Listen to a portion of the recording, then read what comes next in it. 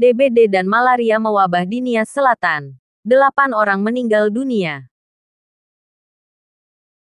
Sejak bulan Januari hingga Juli tahun 2024, demam berdarah dengue, DBD, dan malaria mewabah di wilayah Kabupaten Nias Selatan, Provinsi Sumatera Utara. Badan Penanggulangan Bencana Daerah BPBD Kabupaten Nias Selatan mencatat, ada 7 kecamatan yang terdampak meliputi Pulau-Pulau Batu, Pulau-Pulau Batu Timur, Pulau-Pulau Batu Barat, Pulau-Pulau Batu Utara, Simauk, Tanah Masa dan Hibala. Kepala Pusat Data, Informasi dan Komunikasi Kebencanaan BNPB, Abdul Muhari menjelaskan, dalam kurun waktu 7 bulan tersebut kurang lebih sudah ada 562 orang warga terjangkit. Sebanyak 8 orang meninggal dunia, dan 554 warga lainnya telah dirawat dan dinyatakan sembuh dari wabah malaria tersebut. Jelas Abdul Muhari dalam keterangannya yang diterima Kamis, tanggal 15 Agustus. Abdul Muhari mengatakan, pemerintah Kabupaten Nias Selatan telah menetapkan status tanggap darurat bencana non-alam kejadian luar biasa malaria dan demam berdarah dengue dengan nomor 100.3.2.639/2024 selama 14 hari hingga tanggal 23 Agustus tahun 2024.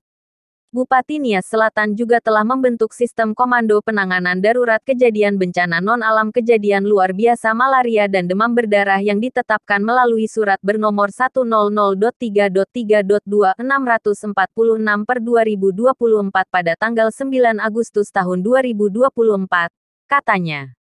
Atas keputusan tersebut, unsur Forkopimda se-Kabupaten Nias Selatan rutin melaksanakan upaya penilaian dan kaji cepat di lokasi-lokasi yang menjadi zona merah wabah 2 penyakit tersebut. BPBD Kabupaten Nias Selatan terus berkoordinasi dengan Dinas Kesehatan setempat untuk melakukan langkah-langkah strategis dan terintegrasi. Di samping itu, Dinas Kesehatan juga telah menerbitkan status kejadian luar biasa dan melaksanakan penanganan pasien melalui pusat-pusat pelayanan kesehatan. Sementara di sisi lain, pemerintah kecamatan bersama Muspida juga tak henti menggencarkan gotong royong pembersihan lingkungan sebagai bentuk mitigasi dan antisipatif. Saat ini, wabah penyakit yang disebabkan oleh parasit protozoa yang ditularkan melalui gigitan nyamuk Aedes aegypti dan Anopheles itu masih mengintai sebagian besar masyarakat Nias Selatan. Kasus wabah yang masuk dalam kategori bencana non-alam sesuai UU Nomor 24 Tahun 2007 itu sebenarnya juga menjadi ancaman di wilayah lain di tanah air. Sebagai negara tropis, Indonesia menyumbangkan kasus malaria terbanyak kedua di Asia, setelah India.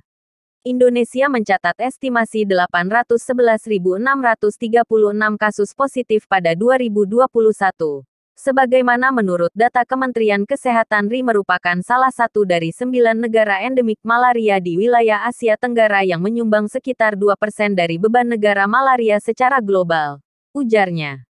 Kemenkes menunjukkan, pada 2023 sebanyak 389 kabupaten kota telah melakukan eliminasi malaria sesuai target.